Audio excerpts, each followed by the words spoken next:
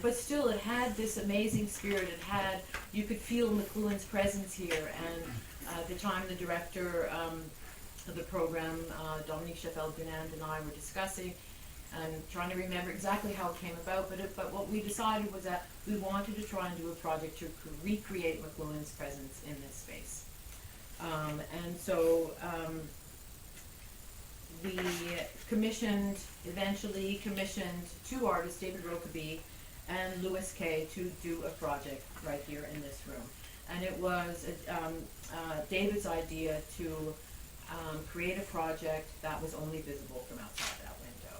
And so David created a multi-screen projection featuring images that he sourced from all different kind of archival sources, the university, the Archives of Canada, etc., as well as using video recordings of the Monday night seminars and personal interviews, etc., TV appearances, whatever, and piece them together into this amazing multi-screen installation here. And then Louis Kay, who's a sound artist, we had speakers outside the space, and Louis created a sound piece using similar materials, archival recordings, audience murmurs, discussions, derived from the Monday night seminars. And I think that you can probably see images of this online. It was quite an amazing experience. And then coupled with that, we created two exhibitions, one at the University of Toronto Art Centre and one at the Museum of Contemporary Art, which also took up ideas of McLuhan's. Also, all of them were based on writings of his. So the project here, Through the Vanishing Point, the project at MoCA was titled The Mechanical Bride, examining bringing artists together that reflected on mass media and the powers of persuasion. At U of T Art Centre, we took a more intimate approach. The show was The Brothel Without Walls, where McLuhan wrote about photography, to examine the effects of photography in society and how they inform human behavior. The next year, we realized after going into it, was the 100th anniversary of McLuhan's birth. And we created another project in this room, and that year was perhaps more of a conventional exhibition where we commissioned the artist from Halifax, Robert Bean, to create a show using his photographs that he'd been his work had for many years related to McLuhan, where he's been depicting obsolete technologies in photographs, and alongside that he created videos where he animated 100 of McLuhan's original documents, again sourcing through archival materials. So those are just a few of the few hundred projects that we've created at Contact over the years in both our public installations and our primary exhibitions. I'm not sure if I've rambled too long. If you want me to talk about the current one that we're doing. So we continue to grow the festival each year, to develop our partnerships, etc. As I said, this year's our 20th anniversary, so we're planning 20 public installations. One of them, which I think is quite poignant and relates to what we're discussing, is a project that we're working on where we came upon photographs by a German artist, Jens Ulrich. It started through a discussion. I have many discussions with people throughout the community, one of whom is Jutta Brenda Muehl from the Goethe Institute, is very actively involved in presenting culture, all kinds of cultural projects from Germany here in Toronto. It's a wonderful resource for us. And we were having a discussion about what is vital right now in terms of issues in the world that we can address in a project for Toronto. And of course we came to the refugee issue, which is something that's quite important here in Toronto, and of course in Europe it's perhaps even more so visible on the streets of the city. And she found out about a project that Jens Ulrich had just presented in Berlin, where he has a history of working with found photographs and creating collages digitally, where he merges images from different sources together to create his artwork. And he lives in an area in Berlin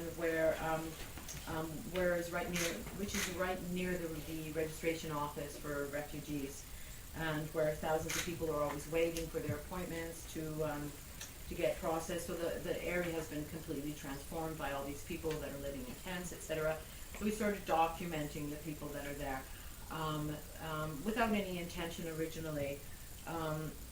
And what he ended up doing eventually was trying to find a way of representing the issue without presenting sort of straight photojournalistic photographs. He wanted to take it to a different level, to try and articulate it in a different way.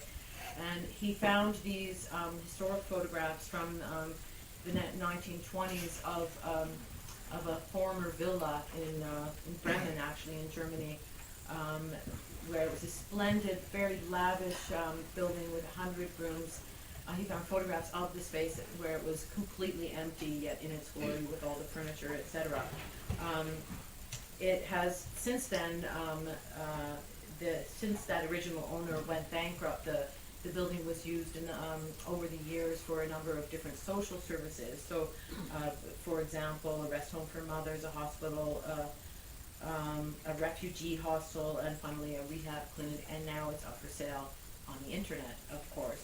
And so what he's done is merge these images that he's captured of refugees sitting, waiting in various spaces that he's captured in his area, and he's digitally inserted them into these historic photographs of this majestic villa space.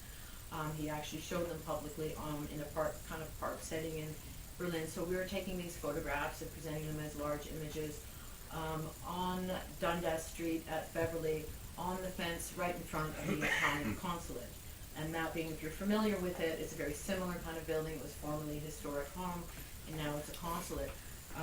And so people will come upon them and perhaps not initially know what they're looking at, but I think the way in which the images will resonate with the site in particular, just in terms of its architectural history, as well as the function of the space as being an Italian consulate now, and a country that's intimately involved in Europe with the refugee crisis. To be honest, I was quite shocked that they'd agreed to do it. I thought they'd say no.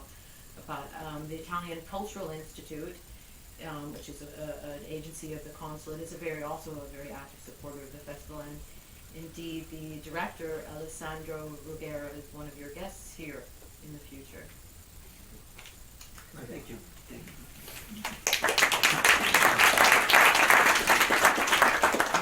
Well, not that it matters, but I think that Rohinton, among other things, is saying, I'll put in my own words, there are mass media, but there are no mass people. And he looked at the global picture and saw how at country level and at community level, especially in the developing worlds, there's some surprises as to what we think is the reality. It's going to be different reality. It's going from the global to the more particular. But you're starting at the local village level and looking at its global implications and metaphoric value. So let's see where Nora fits into that. No pressure.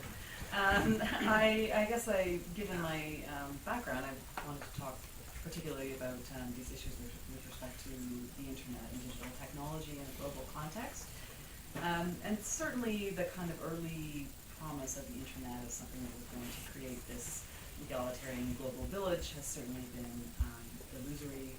And in particular, I think we've become a lot more alive to kind of the inherently political, cultural dimension of all new technologies, including the internet. So when we think about the internet and the global village, I mean, there's one level at which you would just say, okay, just straight up on the level of access, I think it's something along the lines of 40% of the population of the world has access to the internet. So strictly on the numbers basis, we can't really speak about it as a global village.